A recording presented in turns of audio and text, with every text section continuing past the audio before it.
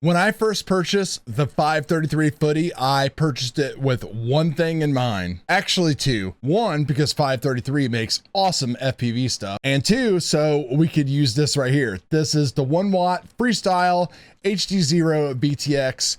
We're going to put it in the Footy. We're going to test it all out.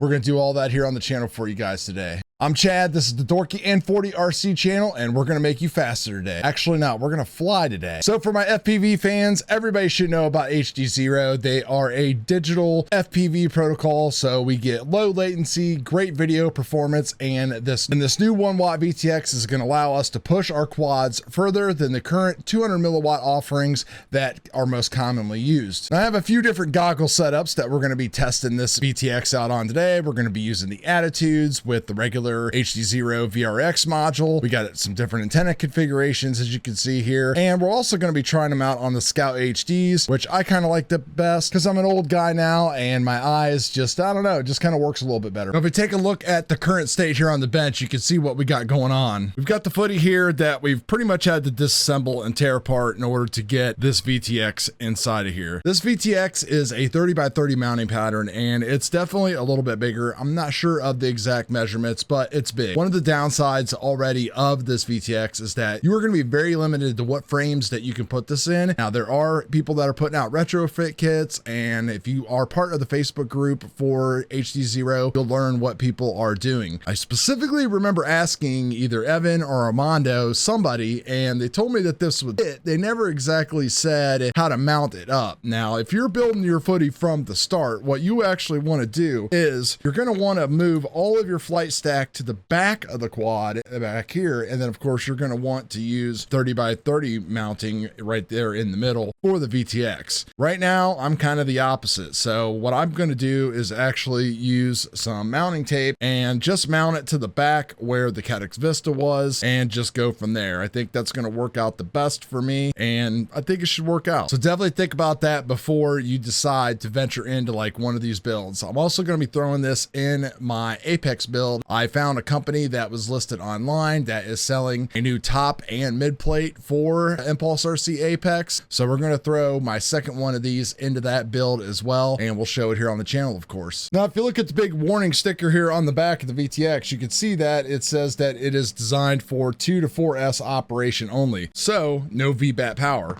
But the folks at Hdzero have included a BEC that you can actually use, which I think I'm going to just go ahead and use anyway to just set myself up for success. The Talon F7 does have a 5-volt regulator on there as well. They say that these things take a lot of power. I can't imagine them taking any more power than the Caddx Vista does, but we're just going to use the BEC. It's a nice big separate circuit board and maybe put a little bit less stress on our flight controller. And since the Footy is already a little chunky, it really doesn't matter adding another few grams in my opinion. So we got everything tore down here, and we're pretty much to the point now where we can go ahead and start wiring thing up. So I'm going to need to get that BEC installed and wired up, and then you can see I've already got things going on here with the VTX. We've got the MIPI and the camera secured and everything like that. We've got the power port here, and we've got the UFL secured. So all these little things you're going to have to do whenever you get this VTX. The wires are going to stick out from the side. Some people have complained about that. I don't think it's going to be a big deal. We'll find out when we get everything finally mounted up. I might offset it a little bit away. And then of course we're going to have to update the firmware on it, on our goggles and everything, and go through and make sure that everything is still good before we do a simple maiden flight, and then we'll just send the thing and see what happens. As promised, guys, all done, firmware updated. Did have to chase my tail a little bit with a loose MIPI connection on the camera. It wasn't pressed down all the way, and I have never did that before, so I had to chase my tail a little bit. Found out that the VTX does not even transmit if it's not getting a signal, which does kind of make sense. So we've got everything done here on the Footy. It is looking good. We're going to test it out. I've got things kind of buttoned up. It's not completely done. I have left my motor wires long and everything else like that on this since the start, because again, I was planning on trying this out, and if this works great, of course we're going to keep it in there. My goal, of course, is to only carry one set of goggles with me. Now, I do use the Scout HDs. I just prefer those, so it looks like no matter what I do, I will end up carrying two. So trying to get rid of that third one being DJI. You know, I've got pretty much everything converted over to Hdzero. I don't really see a personal benefit for me for DJI right now, but that's just the way it is. Some people love it, some people hate it. I'm in the middle, it's all good. So we're gonna go out now and we're gonna see if our hard work paid off and fly this thing around, test this baby out. So it's an amazing March day out here. It's like the 5th of March and it is so nice out for Ohio. It's like 70 degrees today, a little bit of wind, so gonna do a quick shakedown flight. I know my proving grounds, which is all the way around my house. I usually fly way out into those fields, a couple kilometers away. Over on this side, want to try to keep it close to the road in case things happen and then have to dump it because I've done so much work to everything. We'll narrate over everything though. I know how far my Hdzero 200 milliwatt goes. I know where analog and DJI also starts to fail as well. As you can see, we're gonna start with just the regular Scout HDs and my Ethics Mushroom combination and see what we can get out of that.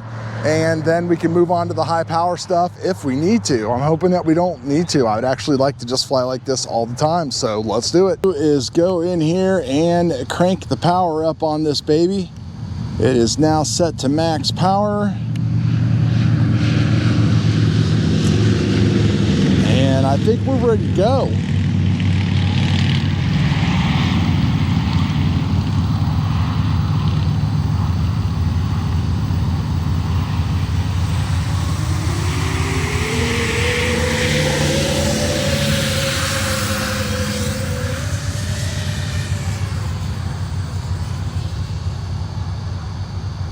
So we'll always get some break up here around the back of the house. It's definitely a lot better than it used to be. I thought it would be better than that, but that's okay.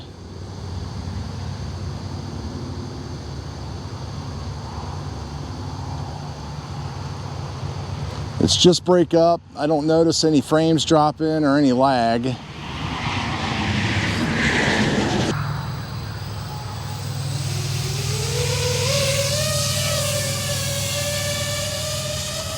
Definitely a little windy day, so gonna have to keep an eye on the battery. We'll start off here with an easy test run. We'll go out, usually over these trees. We'll start to get break up on analog. We'll start to get frame drop, of course. So we're breaking line of sight.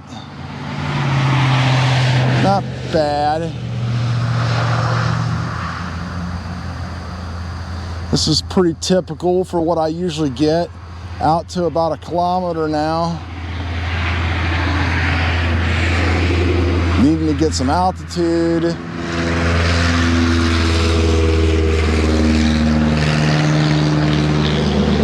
That's not horrible.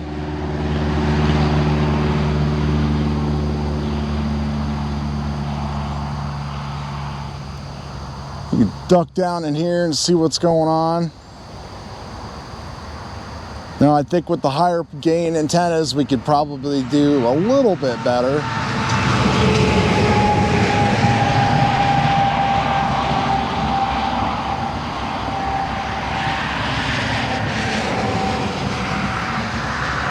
Now we're all the way back there straight ahead, so we're going to fly straight back.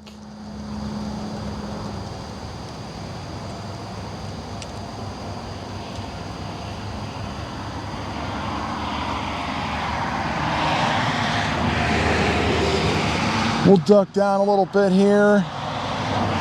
Oh man, look at those birds. Awesome that you can see that stuff. So much better than analog. I don't even know why people make the comparison. It's such a silly comparison. Keeping an eye on battery. Now over here in this field, if we duck down in here, I would definitely get some frame droppage. We're gonna go shoot over here down this opening, this makeshift runway, and we're gonna notice some breakup, I'm sure. That's actually really dang good. Wow.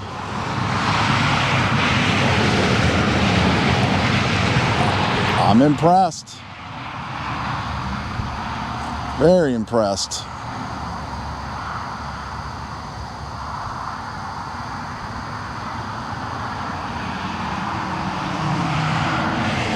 I don't notice any frames dropping or nothing at all. A little bit of break up, just get a little bit of altitude, nothing too bad.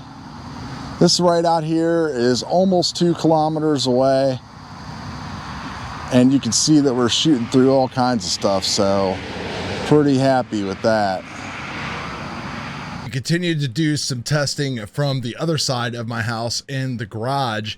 So I'm surrounded almost by concrete. I'm just sitting out in front of it a little bit in a chair, and I fly a lot here from the winter time, so I don't have wind, and the snow of course blowing all over me.